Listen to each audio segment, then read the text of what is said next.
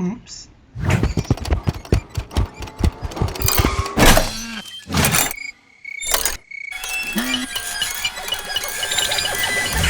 Hallo und herzlich willkommen bei Rhinoworks.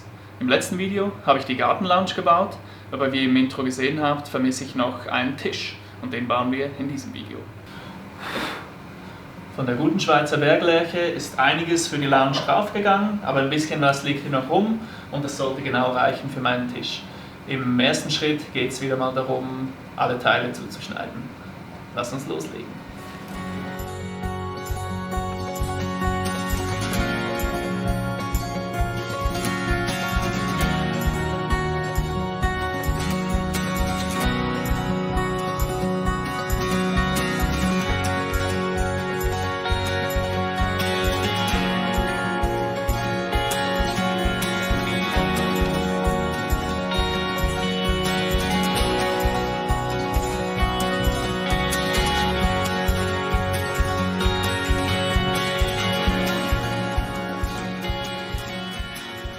So, damit werden alle Teile für den Rahmen des Tisches zugesägt.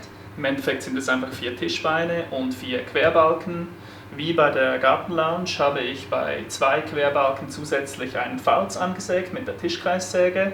Da muss man einfach ein bisschen ausprobieren, bis die Bretter für die Tischfläche genau hier reinpassen. Als nächstes geht es wieder ans Verleimen und Verschrauben.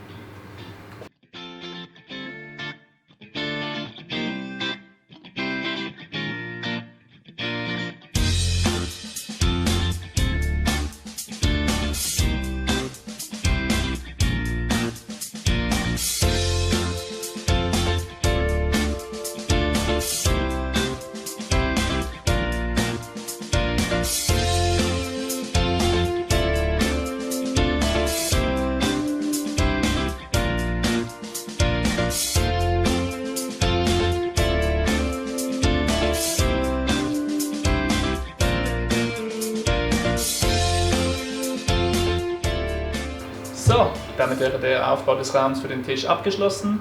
Wenn ihr das Video von der Gartenlounge gesehen habt, werdet ihr gemerkt haben, dass das relativ ähnlich vonstatten ging.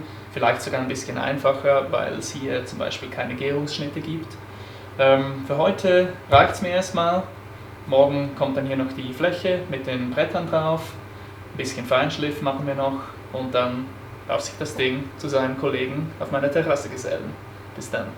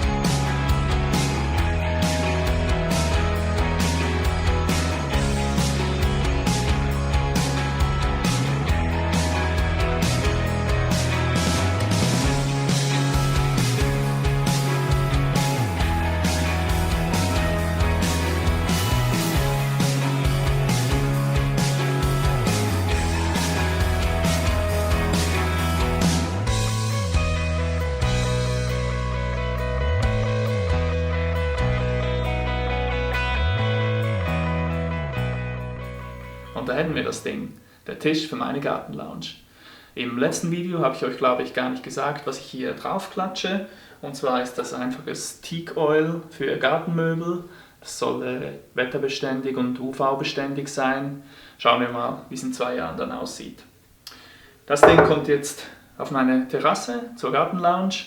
Aktuell ist es draußen irgendwie 10 Grad, obwohl es schon Mitte April ist. Aber ich gebe die Hoffnung nicht auf, dass der Sommer irgendwann auch bei uns beginnt. Wenn euch das Video gefallen hat, überlegt doch, meinen Kanal zu abonnieren. Würde mich sehr darüber freuen. Und ansonsten freue ich mich auch über eure Daumen und eure lieben Kommentare. Bis zum nächsten Mal. Macht es gut.